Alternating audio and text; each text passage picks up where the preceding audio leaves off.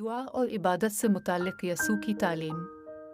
जब तुम इबादत करो तो रियाकारों की तरह ना करो। रियाकार लोग यहूदियों की इबादत गाहों में और गलियों के कोनों पर ठहर कर ज़ोर से दुआ करने को पसंद करते हैं और इनकी यह ख्वाहिश होती है कि लोग इनकी इबादत को देखें। मैं तुमसे सच कहता हूँ कि गोया वो इसी वक्त अपने सिला को पा लिए। अगर तुम इबादत करना चाहो तो तुम अपने कमरे में जाकर दरवाज़ा बंद कर लो और तुम्हारे बाप की इबादत करो जिसको तुम नहीं देख सकते। तुम्हारा बाप देखता है जो पोशीदा किया गया है और वो तुमको सिला देगा।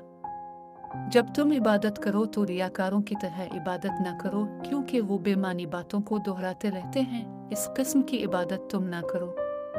और वो ये भी समझते हैं कि अगर ज़्यादा बातें करें तो खुदा इनकी दुआ को सुनता है।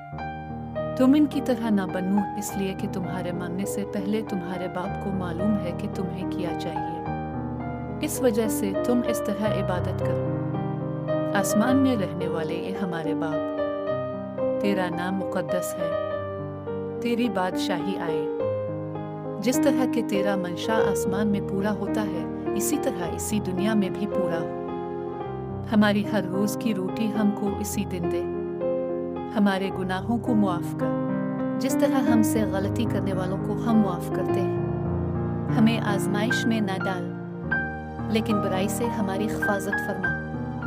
हाँ, दूसरों की गलतियों को तुम मुआफ़ करोगे तो तुम्हारा बाप भी जो जन्नत में है तुम्हारी गलतियों को मुआफ़ करेगा। अगर लोगों की गलतियों को मुआफ़ ना करोगे तो आसमानों में रहने वाला तुम्हारा बाप भी तुम्हारी गलतियों को मुआफ़ ना करेगा।